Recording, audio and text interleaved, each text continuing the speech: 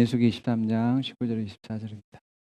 하나님은 사람이 아니시다. 거짓말을 하지 아니하신다. 사람의 아들이 아니시니 변덕을 부리지도 아니하신다. 어찌 말씀하신 대로 하지 아니하시랴. 어찌 약속하신 것을 이루지 아니하시랴. 나는 축복하라 하시는 명을 받았다. 주님께서 복을 베푸셨으니 내가 그것을 바꿀 수 없다. 주님께서는 야곱에게서 아무런 죄도 찾지 못하셨다. 주님께서는 이스라엘에게서 어떤 잘못도 발견하지 못하셨다. 그래 주 하나님이 그들과 함께 계신다. 주님을 임금으로 떠받드는 소리가 그들에게서 들린다. 하나님이 그들을 이집트에서 이끌어내셨다. 그들에게서 들소와 같은 힘이 있다. 야곱의 맞설 마술은 없다. 이스라엘의 맞설 술법도 없다. 이제는 사람들이 야곱의 이스라엘에게 물을 것이다. 하나님이 하신 일이 어찌 그리 크냐고. 보아라, 그 백성이 암사자처럼 일어난다. 그들이 수사자처럼 우뚝 선다. 짐승을 잡아먹지 아니하고는 짐승을 찔러 그 피를 마시지 않고는 눕지 아니할 것이라. 아멘. 네, 오늘 말씀 제목은 하나님 축복을 무엇도 막을 수 없다입니다.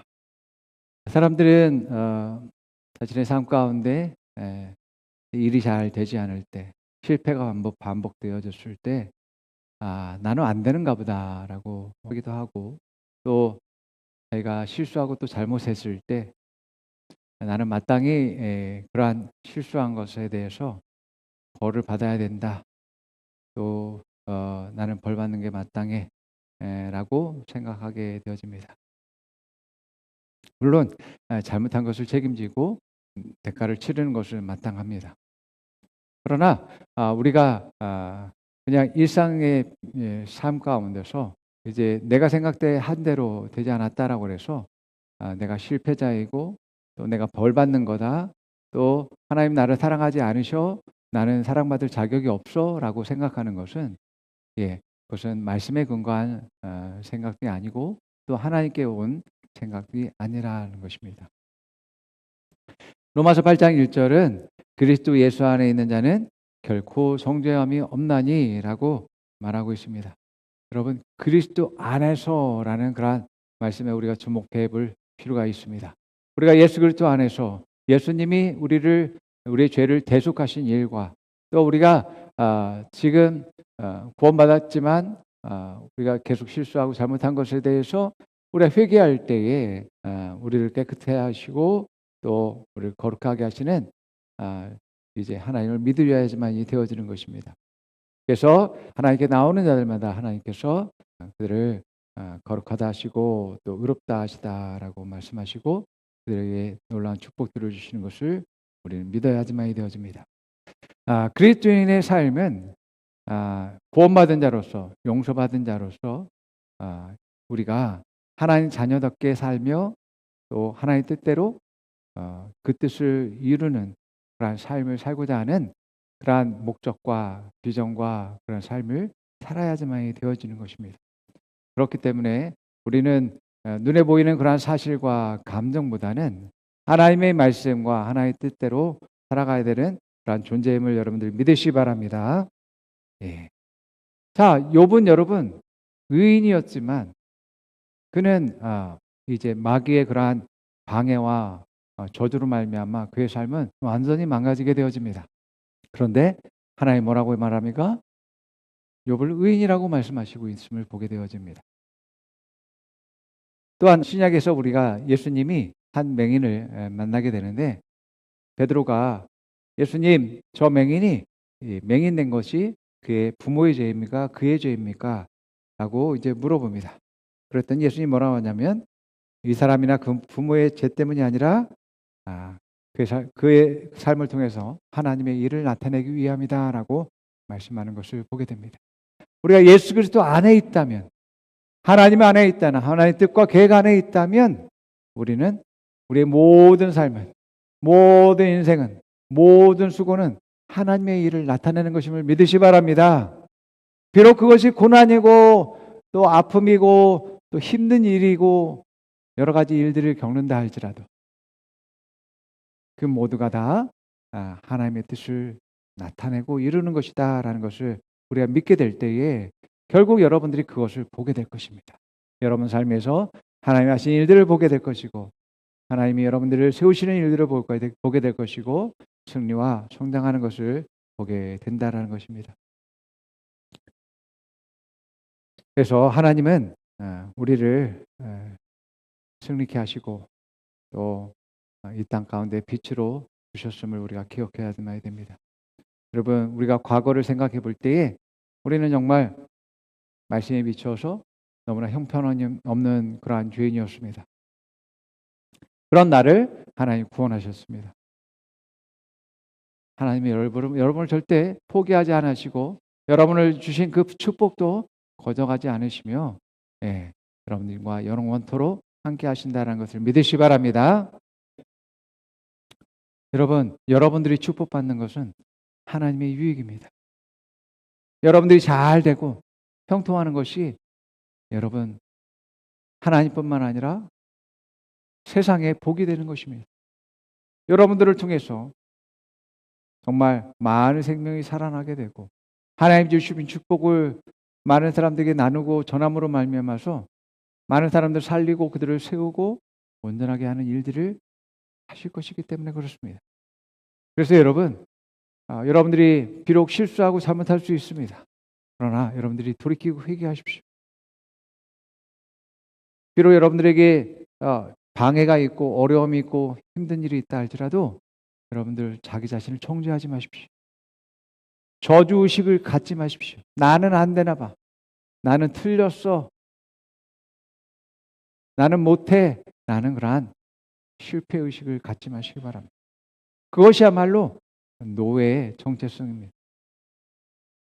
하나님은 여러분들을 하나님 자녀 삼으시고 여러분들 축복하시고 지금도 그 축복을 계속해서 이제 여러분들이 그것들을 삶 가운데서 취하고 또 다른 사람과 나누기를 원하신다는 것을 믿으시기 바랍니다. 아멘. 자, 창세기 24장 3절에 여호와께서 내 주인의 크게 복주사 창성하게 하시되 양과 소와 은과 금과 남종과 여종과 낙타와 나귀를 주셨습니다. 라고 이제 간증하게 되는 일들이 일어나게 되어집니다. 자, 이렇게 아브라함에게 위기의 상황과 어려움이 있었지만 하나님은 그것들을 복으로 바꿔주셔서 놀라운 거부가 되는 일들이 일어나게 됩니다. 그의 아들 이삭은 어떻습니까? 아브라함의 많은 재산이 이삭에게 돌아갔습니다. 그런데 가나안 땅에 흉년이 있게 되어서 그랄 땅에 이제 이삭이 머물게 되어집니다. 그랄 땅에 머물 때 흉년 기간에 무려 100배의 수확을 얻게 되는 일들이 일어나게 되어지죠. 이삭이 팔 때마다 우물에 물이 나왔습니다.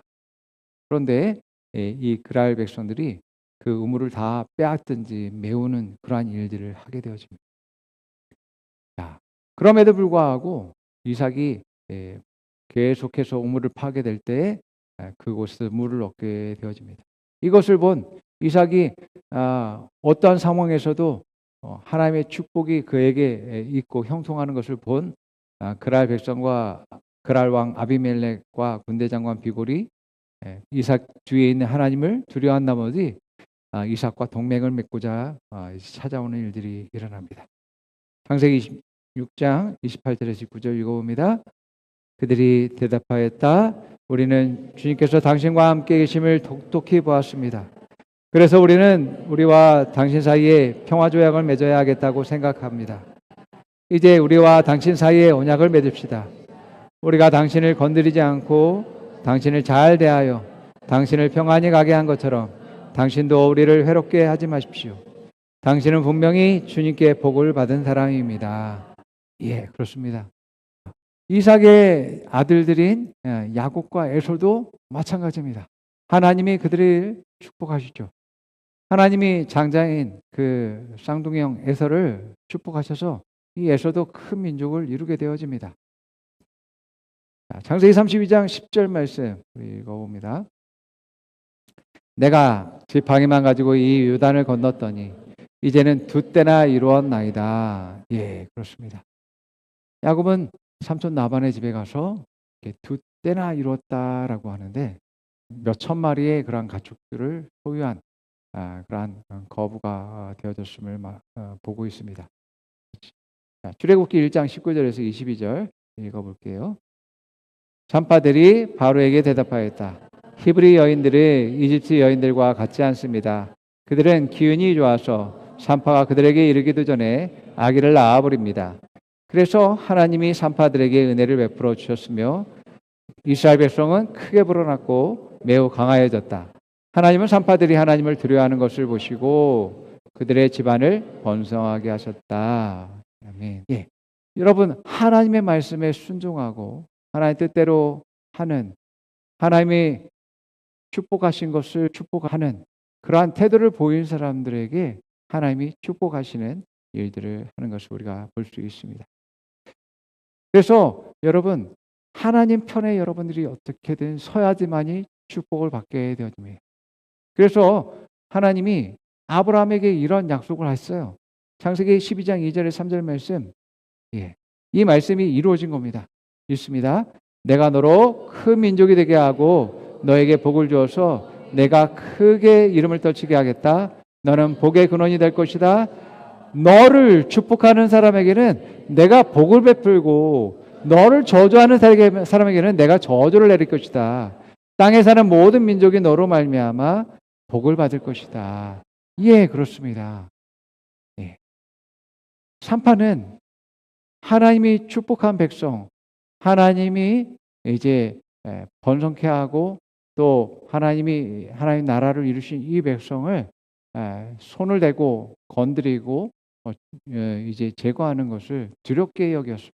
하나님의 명령에 불순종하는 것을 두렵게 여겼다라고 말하고 있습니다. 그러므로 말미암아서 하나님의 축복이 그 산파들에게 적용되어지는 일들이 일어나게 된 것을 보게 됩니다. 하나님이 축복한 사람을, 하나님의 사람들을 저주하거나 회방하거나 방해하거나 막으면 절대로 안 됩니다. 하나님이 축복한 사람들을 돕고 섬기고 같이 일할 때에 협력해서 선을 이룰 때에 더 복을 받는 일들이 일어나게 되는 것이죠. 우리가 기억해야 될 것은 여러분들을 반대하거나 또 저주하거나 힘들게 하는 사람들에 대해서 여러분들을 걱정할 이유가 없습니다. 우리가 쭉 보았습니다. 아브라함, 이삭, 야곱, 또 이 이스라엘, 이집트 아래서 살고 있는 이스라엘 백성들, 얼마나 심각한 압제와 핍박과 그들을 살해하는 위협들이 있었습니까? 그럼에도 불구하고 하나님의 축복을 막을 수가 없고 회방할 수가 없고 제한할 수 없다라는 것을 우리는 기억해야지만 됩니다. 하나님이 나와 함께 하시고 나를 위하시면 그 무엇도 여러분들을 넘어뜨릴 수 없다라는 것을 기억하시기 바랍니다. 그래서 시편 27편 1절에 3절은 이렇게 말합니다. 읽어볼게요. 주님이 나의 빛, 나의 구원이신데 내가 누구를 두려워하랴. 주님이 내 생명의 피난처이신데 내가 누구를 무서워하랴. 나의 대적자들, 나의 원수들, 저 악한 자들이 나를 잡아먹으려고 다가왔다가 비틀거리며 넘어졌구나. 군대가 나를 치려고 에워싸도 나는 무섭지 않네. 용사들이 나를 공격하려고 일어날지라도 나는 하나님만 의지하네. 아멘. 그렇습니다. 여러분, 하나님이 나와 함께 하시고 하나님이 나를 위한 뜻과 계획하시고 나를 축복하신 모든 것들은 여러분 그 무엇도 방해할 수 없음을 우리는 기억해야지만 됩니다. 자, 이러니까 바로 왕이 온 나라, 온 백성에게 이제 공개적으로 명령을 합니다. 법을 선포합니다. 자, 이제부터는 히브리 남자가 태어나면 남자아이를 이제 강에다가 다 집어 던져버려라. 나일 강에다 집어 던져서 악어의 밥이 될 수 있도록 하게 하라라고 명령을 내립니다. 하나님의 축복하시고 하나님이 번성케 하시고 또 하나님의 뜻을 이루는 그러한 그 백성을 치는 이 바로 왕을 하나님이 치기 시작합니다. 그래서 10가지의 재앙을 이집트에 내립니다. 그래서 첫 번째에서 세 번째 재앙이 사람들이 좀 생활하는데 불편하고 힘들고 고통스러운 그러한 일들을 주었습니다. 거기서도 바로 왕이 말을 듣지 않으니까 네 번째에서 여섯 번째 재앙은 사람과 가축에 직접적인 피해를 주는 그러한 재앙을 내립니다. 자, 그래도 말을 듣지 않자 일곱에서 아홉 번째는 하늘에서 우박이 내리고 불이 떨어지게 되고 엄청난 메뚜기 떼가 모든 식량을 다 갉아먹게 되어지게 됩니다. 그리고 3일 동안 어두워지는 햇빛이 없는 어둠이 있게 되어져서 정말 자연 질서가 파괴되고 경제가 붕괴되는 극심한 일들이 일어나게 되어집니다. 여러분, 이 순서를 여러분들 기억하시기 바랍니다. 지금의 재앙도 이런 순서와 비슷합니다. 예.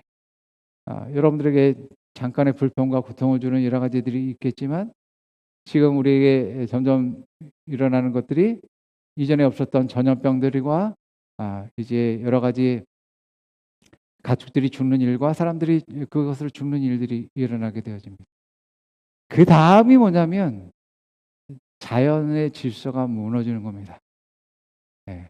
하늘에서 우박과 불이 내리는 별이 떨어지고 이제 불이 떨어지는 그러한 일들이 일어나게 되어지게 되고 해가 어두워지고 달이 빛을 잃고 하는 그러한 일들이 일어나게 되면 마지막입니다.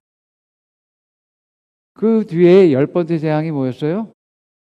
이집 장자들의 죽음입니다. 모든 첫 번째 난 것들이 다 죽임을 당하게 되어지고 비로소 생명의 심판이 일어나게 되어졌습니다. 그 일을 겪자 이제 바로가 두 손 두 발을 들게 되어집니다. 하나님이 이 일을 하시고자 하는 것은 뭐냐면 하나님이라는 분이 살아계시고 하나님은 모든 것들을 창조하신 분이고 그것을 축복하실 수 있고 저주하실 수 있는 창조주라는 것을 하나님은 알리시기 위해서 이집트에게 이 일들을 합니다. 누가 이 세상을 축복하고 보호하는지, 누가 이 세상을 저주할 수 있고 버릴 수 있는지, 그분이 누구신지를 알리기 위해서 하나님이 이러한 일들을 하는 것을 보게 됩니다. 앞으로도 이러한 일들을 하나님이 하십니다. 그래서 이러한 바로 왕의 그러한 교만을 꺾고 또 애굽 사람들에게 하나님이 살아계심을 알리기 위해서 하나님이 이렇게 일하신 것을 볼 수 있습니다. 이 일로 말미암아 그렇게 비옥한 땅이었던 그 땅이 완전히 망가져서 모든 곡식 작물들이 다 망가지고 죽게 되어서 먹을 것이 없게 되어지게 되고 너무나 땅이 황폐하게 되어져서 정말 언제 그 땅이 회복되어져서 다시 곡식을 자라게 할지 기약할 수 없는 상황 가운데 있게 되어집니다. 또 뿐만 아니라 홍해에서 이제 모든 군대와 전차들이 다 그 수몰되어져서 이집트의 국력이 완전히 이제 나락으로 떨어지게 되어지게 됩니다. 모든 것을 명령하고 계획하고 이스라엘을 저주하라고 했었던 바로 왕이 그의 권위가 실추되어져서 모든 지도자들과 백성의 원망을 샀을 것입니다. 백성들의 삶은 어떻겠습니까? 그들의 삶은 완전히 무너졌습니다. 이처럼 여러분, 하나님은 하나님의 축복을 그것을 거부할 수도 없고 막을 수도 없습니다. 오히려 그것을 막는 자들이 저주가 임하게 되는 일들이 일어나게 되는 것을 보게 됩니다. 하나님은 이스라엘 백성을 포로로 데려간 바벨론에게도 똑같이 그 일들을 하십니다. 바벨론의 왕이었던 느부갓네살 왕에게 하나님이 다니엘을 통해서 계속 말씀하시죠. 그런데 이 바벨론 왕이 이제 자기가 이룬 모든 업적을 자기에게 영광을 돌리고 하나님을 무시하는 일들을 하게 되어집니다. 그때에 하나님이 그를 가장 낮은 자리로 내려가게 하고 정신병을 앓아서 무려 7년 동안 짐승처럼 살게 되어집니다. 여러분, 하나님이 축복을 한 자들이 복을 받고 또 하나의 축복한 사람을 축복한 자들이 복을 받고 순종하는 자들이 그 축복을 누리게 되어져 있습니다. 그렇기 때문에 하나님이 축복한 것을 그 무엇도 막을 수 없고 바꿀 수 없습니다. 또한 반대로 하나님이 저주한 것을 막을 수도 없고 바꿀 수 없는 거죠. 그래서 오늘 본문의 말씀이 모압 왕 발락이 이제 거짓 선지자 발락에게 이제 이스라엘 백성을 저주하라고 했을 때에 발락이 성령에 붙들려서 이제 이런 고백들을 했던 것입니다. 여러분, 우리의 삶도 마찬가지죠. 아브라함부터 이스라엘 민족이 이집트에 있기까지 거기서 나와서 약속의 땅에 들어가는 모든 과정 가운데 하나님의 축복을 막을 수 없었어요. 방해하는 세력자들과 대적자들이 있을지언정 오히려 그들이 거꾸러지고 그들이 가진 모든 것들을 이스라엘에게 줘야 되는 그러한 상황 가운데 있음을 보게 되어집니다. 여러분, 내가 하나님의 축복받은 자녀인데 내 스스로를 낮게 평가하고 정죄해서 하나님의 축복을 제한하거나 막으면 안 됩니다. 하나님이 나를 축복하시는데 아니요, 나는 축복받아서는 안 됩니다. 나는 그러할 자격이 없어요. 나는 그걸 누려서는 안 됩니다라고 자세를 취하면 안 되는 거죠. 여러분, 오늘 본문의 말씀이 이스라엘 백성 안에 어떠한 것 잘못도 발견할 수 없었다라고 말씀하고 있어요.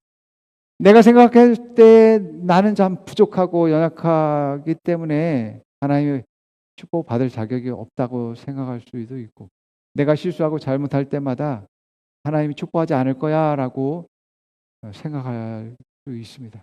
그러나 이건 내 생각이지 절대로 하나님의 축복이 제한되거나 축소되지 않는다라는 것입니다. 왜냐하면 그 증거는 뭐냐면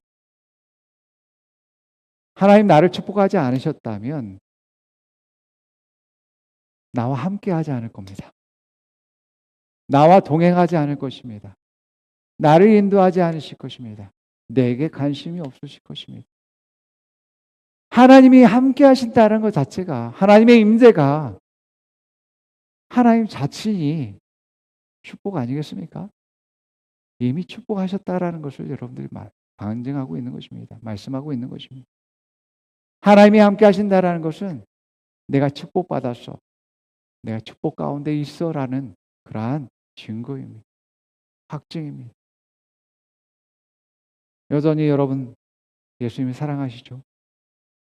예수님을 주와 그리스도로 인정하고 그분을 예배하고 찬양하잖아요. 우리가 말씀과 성령을 따라서 나아가잖아요. 그렇기 때문에 여전히 여러분에게 하나님의 축복이 있고 여전히 여러분이 하나님이 인도하시고 여러분에게 형통이 있는 것이 당연한 것입니다. 조금 어려운 것 때문에, 연약한 것 때문에 여러분 실망하지 말고 좌절하지 마시기 바랍니다. 하나님이 함께 하시면 그 모든 것이 가능하다는 것을 믿으시기 바랍니다. 마귀에게 속지 마시기 바랍니다.